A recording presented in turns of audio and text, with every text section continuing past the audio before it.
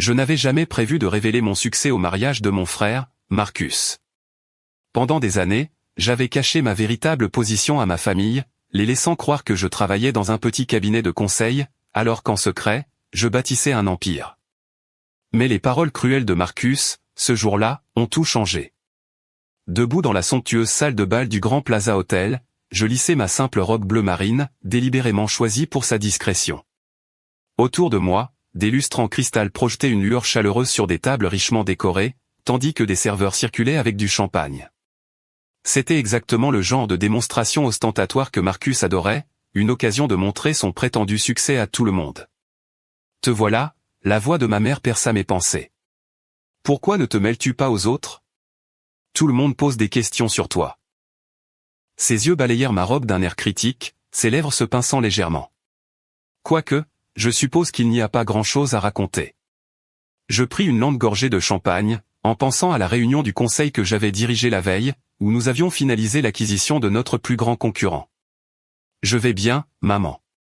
Le travail de conseil me tient occupé. » Elle soupira de façon théâtrale. « Être occupé n'est pas la même chose que réussir, ma chérie. Regarde ton frère, le plus jeune vice-président de l'histoire de Sterling Industries, sur le point d'épouser la fille du PDG.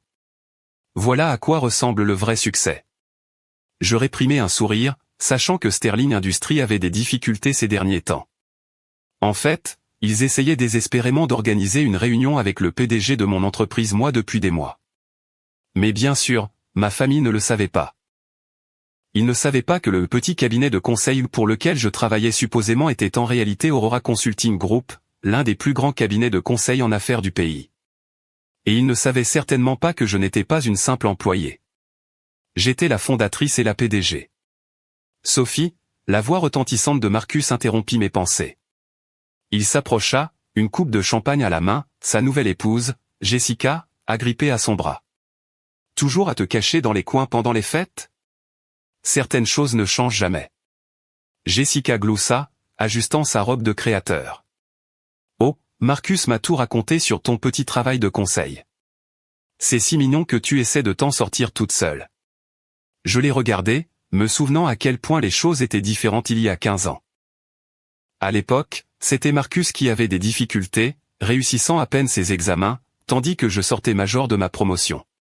Mais ensuite, papa était intervenu, utilisant ses relations pour obtenir à Marcus un poste de débutant chez Sterling Industries. Pendant ce temps, on me disait d'être réaliste quant à mes ambitions. Il faut bien que quelqu'un fasse les petites tâches, continua Marcus, sa voix portant juste assez pour que les invités à proximité l'entendent. Pauvre serette, toujours à travailler dans ce petit cabinet, pendant que nous autres, nous faisons de vraies carrières. Mais bon, au moins tu peux dire que tu es indépendante, n'est-ce pas ? Jessica rit de nouveau, un son aigu, comme du verre qui se brise. Oh, chérie, sois gentille. Tout le monde ne peut pas réussir aussi bien que toi. Je sentis le poids du médaillon antique autour de mon cou, le dernier cadeau de ma grand-mère avant son décès. Elle avait été la seule à croire en moi, à soutenir mes rêves avec plus que de simples mots vides de sens. Le succès prend de nombreuses formes, Marcus, dis-je doucement. Bien sûr, dit-il en agitant la main d'un air dédaigneux. En parlant de succès, tu as entendu ? Le PDG de Sterling vient en personne à la réception ce soir. Monsieur Harrison lui-même. Il n'assiste jamais aux événements des employés, mais pour moi. Il se rengorgea de fierté.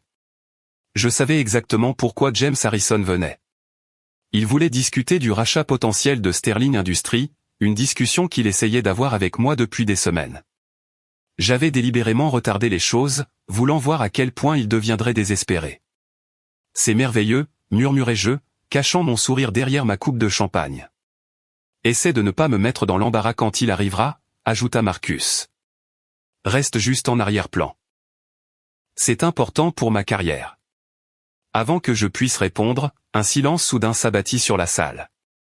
James Harrison était arrivé, sa présence imposante attirant tous les regards. Il était exactement comme je me le souvenais de nos appels vidéo, grand, distingué, avec des cheveux gris acier et des yeux perçants qui ne manquaient rien. Marcus se redressa immédiatement, tirant Jessica avec lui alors qu'il se préparait à saluer son PDG. Mais avant qu'il ait pu faire 2 pas, les yeux de Harrison se posèrent sur moi, et son visage s'illumina de reconnaissance. « Mademoiselle Mitchell » s'exclama-t-il, se dirigeant résolument dans ma direction. « Je ne savais pas que vous seriez ici. » Marcus se figea en plein mouvement, la confusion se lisant sur son visage. Les sourcils parfaitement épilés de Jessica se froncèrent d'incompréhension. « Mademoiselle Mitchell » continua Harrison en m'atteignant, me tendant la main avec respect, « nous essayons d'organiser une réunion depuis des semaines. Je ne m'attendais pas à vous croiser au mariage d'un employé. » Je sentis les yeux de Marcus me transpercer alors que je serrais la main de Harrison. « Bonjour, James. Surpris de me voir ici? Comment ne pas l'être?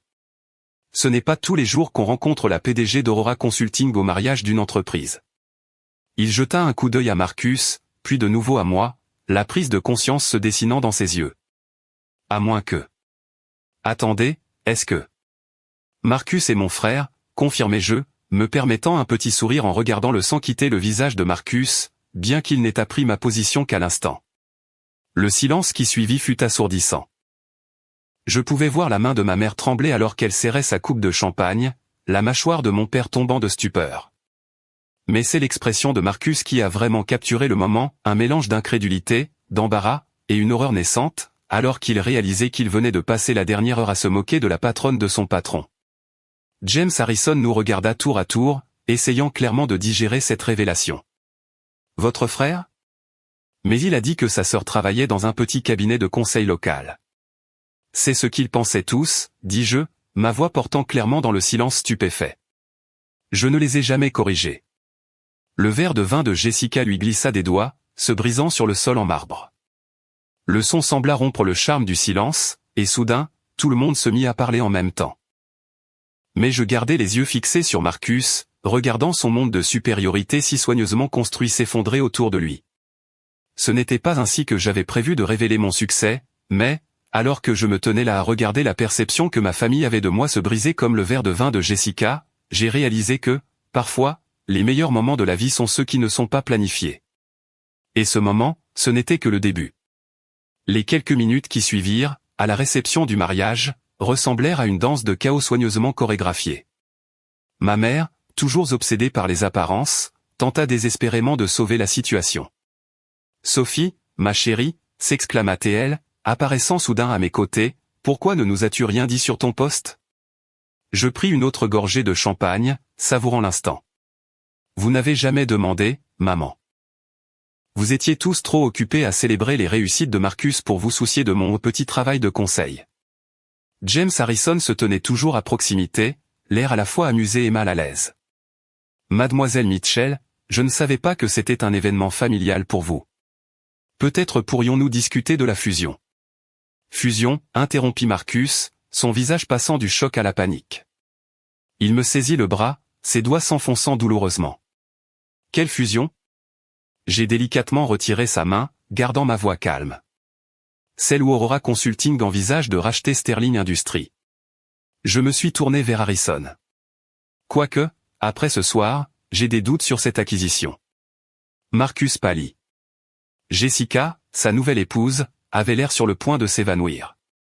Mais ça ferait de toi ma patronne. Sa patronne, ai-je terminé pour lui? Oui, en effet. Intéressant comment la vie tourne, n'est-ce pas?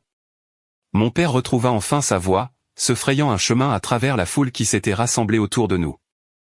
Attendez une minute, dit-il d'un ton autoritaire, le visage rouge. Tu ne peux pas simplement venir ici et ruiner le mariage de ton frère avec ces affirmations. Harrison s'éclaircit la gorge. Je vous assure, monsieur, que votre fille est exactement qui elle prétend être. Aurora Consulting est le plus grand cabinet de conseil en affaires du pays, et mademoiselle Mitchell l'a fondé à partir de rien. Nous essayons d'organiser cette fusion depuis des mois. J'ai observé le visage de mon père alors que la vérité s'imposait. C'était l'homme qui m'avait dit, 10 ans plus tôt, que je rêvais trop grand quand j'avais dit que je voulais créer ma propre entreprise, l'homme qui avait utilisé toutes ses relations pour aider Marcus à gravir les échelons, tout en me disant d'être réaliste quant à mes objectifs. Mais l'argent, balbutia ma mère. Toutes ces fois où tu as dit que tu ne pouvais pas aider avec les dépenses familiales? Oh, tu veux dire comme les 50 000 € que vous avez empruntés de mes économies pour le MBA de Marcus? Je gardais ma voix calme, mais je sentais des années de ressentiment bouillonner. L'argent que vous n'avez jamais remboursé parce que, et je cite, Marcus en a plus besoin pour son avenir. Jessica s'avança, sa robe de mariée bruissant. Marcus, mon chéri, savais-tu cela? À propos de son entreprise. Bien sûr que non, lança-t-il, puis il essaya de se reprendre. Sophie est juste. Elle a toujours été jalouse de mon succès. Ce doit être une sorte d'erreur. Harrison haussa un sourcil. La seule erreur, monsieur Mitchell, était apparemment votre compréhension de la position de votre sœur dans le monde des affaires. Le chiffre d'affaires annuel d'Aurora Consulting est supérieur à ce que Sterling Industries a réalisé au cours des 5 dernières années combinées. La salle de bal était devenue complètement silencieuse. Chaque invité regardait notre drame familial se dérouler comme une pièce de théâtre en direct. Le mariage parfait de Marcus devenait rapidement le sujet de conversation du monde de l'entreprise, mais pas pour les raisons qu'il avait espérées. Je pense, dis-je doucement, que nous devrions poursuivre cette discussion dans un endroit plus privé. J'ai fait un signe de tête à Harrison. James, cela vous dérangerait-il de me laisser un moment avec ma famille? Il a hoché la tête avec grâce et s'est éloigné. J'ai conduit ma famille dans une pièce privée, à l'écart de la salle principale, fermant la porte derrière nous. Le silence était assourdissant. Comment oses-tu, explosa finalement Marcus. C'est le jour de mon mariage. Tu ne pouvais pas juste me laisser avoir ça? J'ai ri, mais il n'y avait aucun humour dans mon rire. Ça? Tu as eu tout ce que tu voulais sur un plateau toute ta vie. Les relations de papa t'ont fait entrer chez Sterling. Les bijoux de maman ont payé ton MBA. Mes économies ont financé tes tentatives de start-up. Pendant ce temps, moi, j'ai bâti quelque chose de réel, de durable, complètement seul. Nous essayons de te protéger, insista ma mère, se tordant les mains. Le monde des affaires est si cruel pour les femmes. Non, maman. Vous ne me protégiez pas. Vous me méprisiez. Chaque réussite, chaque étape, vous les avez toutes balayées parce qu'elles ne correspondaient pas à votre récit de qui je devais être. Mon père s'avança, ses instincts d'homme d'affaires reprenant enfin le dessus. Sophie, soyons raisonnables. Nous sommes une famille. Nous pouvons sûrement trouver un arrangement qui profite à tout le monde. Tu veux dire que maintenant que vous savez que j'ai réussi, vous voulez en faire partie? J'ai secoué la tête. La fusion avec Sterling était une courtoisie envers Harrison. C'est un bon PDG aux prises avec un mauvais conseil d'administration. Mais après ce soir, j'ai croisé le regard de Marcus, je pense qu'il est temps de faire quelques changements. Tu ne peux pas faire ça, murmura Marcus, son arrogance se fissurant enfin. Mon poste, mon avenir. Ton poste a toujours été bâti sur du sable, Marcus. Tu as perdu 3 clients majeurs cette année seulement. La seule raison pour laquelle tu as encore un emploi, c'est grâce à tes liens avec la famille de Jessica. J'ai redressé ma simple robe bleu marine. Mais ne t'inquiète pas. Quand Aurora rachètera Sterling, nous trouverons un poste adapté à tes qualifications réelles. Jessica laissa échapper un petit sanglot. Mon père ne laissera pas faire ça. Il est au conseil d'administration. Ton père, dis-je doucement, m'a appelé la semaine dernière pour s'assurer que la fusion se ferait. Sterling Industries est noyé sous les dettes, et Aurora Consulting est leur seule bouée de sauvetage. La gravité de la situation sembla enfin frapper Marcus. Ses jambes fléchirent, et il s'effondra dans un fauteuil voisin. Tout ce temps, pendant qu'on se moquait de toi, tu bâtissais un empire. J'ai essayé de vous le dire, à vous tous, tant de fois. Mais vous n'avez jamais écouté. Vous étiez trop occupés à planifier la prochaine promotion de Marcus, trop concentrés à maintenir l'image de la famille parfaite. Je me suis dirigé vers la porte. Eh bien, maintenant vous connaissez la vérité, et les choses vont changer. Sophie, s'il te plaît, cria ma mère alors que j'atteignais la poignée. On est toujours une famille. Je fis une pause, la main sur la porte. Une famille? Je me suis retourné pour leur faire face. Une famille se soutient. Une famille écoute. Une famille ne se moque pas, ne méprise pas, et ne rabaisse pas. Vous n'étiez pas une famille quand je luttais. Vous n'avez pas le droit de vous réclamer de la famille maintenant que j'ai réussi. Sur ce, j'ai ouvert la porte et je suis retourné dans la salle de bal, les laissant digérer la nouvelle réalité de notre dynamique familiale. Harrison m'attendait près du bar, un regard entendu dans les yeux. Discutons-nous des termes de la fusion, mademoiselle Mitchell, demanda-t-il doucement. J'ai hoché la tête, un petit sourire jouant sur mes lèvres.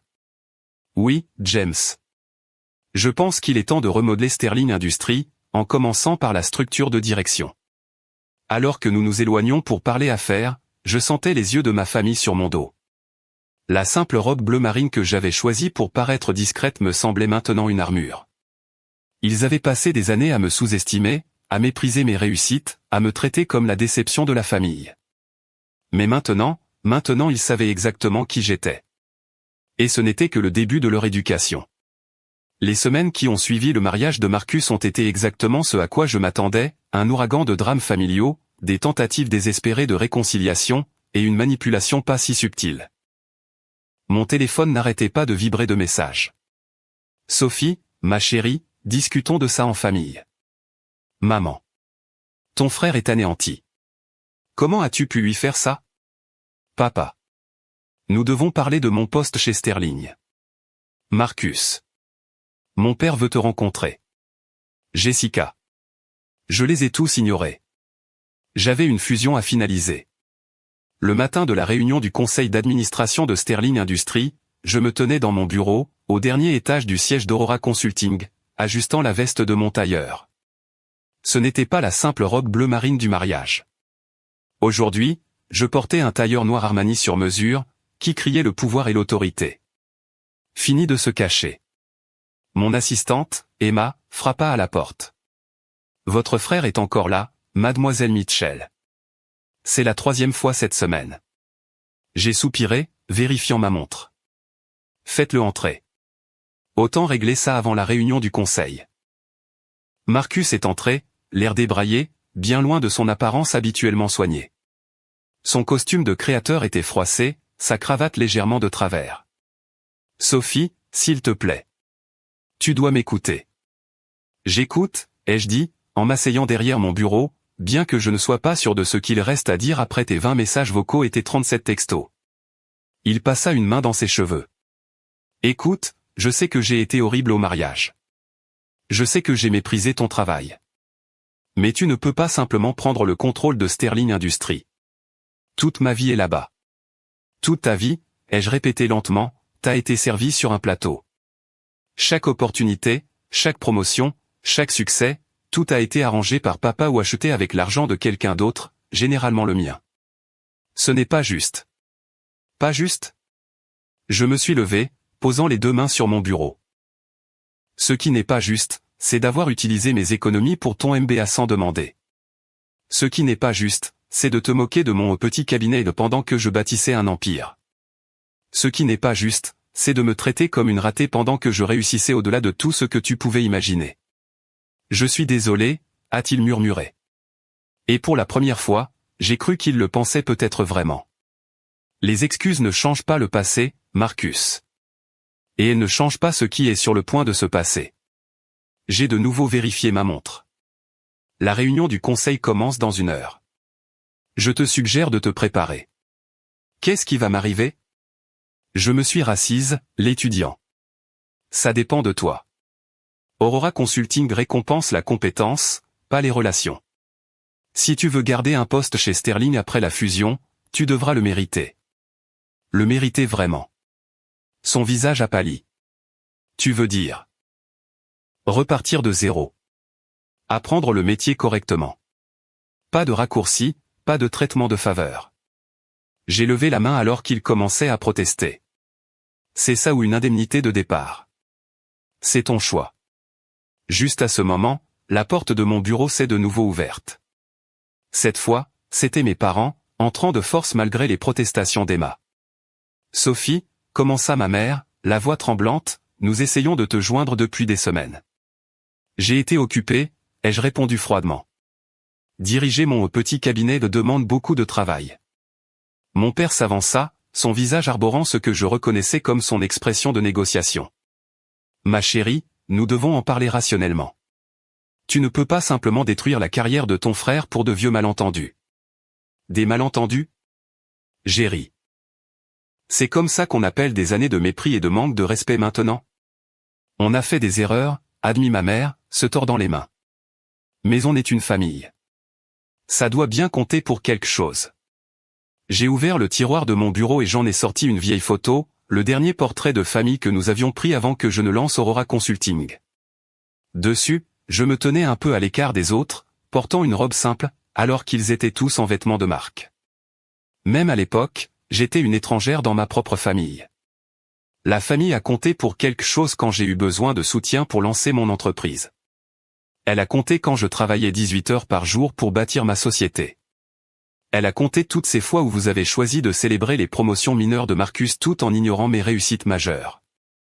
J'ai posé la photo. Mais maintenant ? Maintenant, ce ne sont que des affaires. Un coup à ma porte nous a interrompus. Emma a passé la tête. Mademoiselle Mitchell, le conseil se réunit. Je me suis levé, redressant ma veste. Merci, Emma. J'arrive. Je me suis tourné vers ma famille. Vous pouvez rester et regarder la réunion sur les moniteurs dans la salle d'attente. Je pense que ce sera instructif. La salle du conseil de Sterling Industries est devenue silencieuse quand je suis entré. 15 paires d'yeux m'ont suivi jusqu'au bout de la table, où James Harrison s'est levé pour m'accueillir. Mademoiselle Mitchell, merci de vous joindre à nous. Commençons-nous ? L'heure qui a suivi a été une leçon magistrale en restructuration d'entreprise. J'ai exposé les plans d'Aurora pour Sterling, département par département, poste par poste. À la fin, plusieurs membres du conseil hochaient la tête avec appréciation, tandis que d'autres semblaient abasourdis. Et enfin, ai-je conclu, nous mettrons en œuvre une refonte complète de la structure de direction. Plus de postes basés sur les relations, plutôt que sur la compétence. À travers les parois vitrées, je pouvais voir ma famille regarder depuis la salle d'attente. Marcus s'était effondré dans un fauteuil, la tête entre les mains. Mes parents se tenaient rigides, comprenant enfin toute l'étendue de mon pouvoir. Après la réunion, Harrison s'est approché de moi. Présentation brillante, comme toujours. Mais je dois demander. Le poste de votre frère ? Sera traité équitablement, les jeux assurés. S'il est prêt à travailler pour ça, il y a une place pour lui, en commençant par les ventes au niveau débutant. Harrison a hoché la tête avec approbation. Vous êtes plus généreuse que beaucoup ne le seraient à votre place. Il ne s'agit pas de vengeance, ai-je dit en rassemblant mes papiers. Il s'agit de bâtir quelque chose de durable, de réel. Quand je suis sorti dans la salle d'attente, ma famille était toujours là. Il semblait différent maintenant, plus petit en quelque sorte, moins intimidant qu'il ne l'avait semblé toutes ces années. Alors c'est ça, demanda doucement Marcus. Tout change comme ça ? Tout a changé il y a des années, Marcus. Tu ne l'as juste pas remarqué, parce que tu étais trop occupé à me mépriser. Je me suis tourné vers mes parents. L'entreprise vous enverra de nouveaux contrats de travail demain. Je vous suggère de les lire attentivement. Sophie. Ma mère s'avança, les larmes aux yeux. On s'est trompé sur toi. Tellement trompé. Ne pouvons-nous pas recommencer ? J'ai pensé à tous les dîners où ils avaient ignoré mes réussites. À tous les événements familiaux où ils m'avaient traité comme une simple formalité. À toutes les fois où ils avaient donné la priorité aux ambitions de Marcus plutôt qu'à mes rêves. Recommencer signifierait oublier le passé, ai-je dit finalement. Et je ne veux pas oublier. Ces années de mépris et de manque de respect m'ont appris de précieuses leçons sur l'autonomie et la détermination. Elles ont fait de moi qui je suis. Et qui es-tu ? Demanda doucement mon père. Je suis la femme qui a bâti une entreprise d'1 milliard de dollars, pendant que vous étiez tous trop occupés à vous moquer de son petit cabinet pour le remarquer. Je suis la PDG qui vient d'acquérir l'entreprise que vous pensiez être le summum du succès. Et je suis la fille qui a finalement cessé de chercher votre approbation, et qui a trouvé son propre chemin à la place. J'ai commencé à marcher vers l'ascenseur, puis j'ai fait une pause et j'ai regardé en arrière. Les contrats seront là demain. À vous de choisir de les signer ou non. Mais quoi qu'il en soit, les choses ne redeviendront jamais comme avant. Alors que les portes de l'ascenseur se fermaient, j'ai eu un dernier aperçu de ma famille. Debout, dans la salle d'attente de l'entreprise que j'avais bâtie, me voyant enfin clairement pour la première fois. Cette nuit-là, dans mon bureau du Penthouse, j'ai sorti le médaillon de ma grand-mère, la seule pièce de l'histoire familiale que je chérissais vraiment. À l'intérieur se trouvait une petite note qu'elle avait écrite des années auparavant, le succès, ce n'est pas qui croit en vous à la fin. c'est de croire en soi-même depuis le début. J'ai souri, en pensant au chemin que j'avais parcouru, depuis cette fille négligée sur le portrait de famille. Le mariage de Marcus n'avait été que le début. Maintenant, tout le monde savait exactement qui j'étais. Pas la déception de la famille, mais la force qui avait remodelé tout leur monde. Et d'une manière ou d'une autre, cela me semblait meilleur que n'importe quelle vengeance.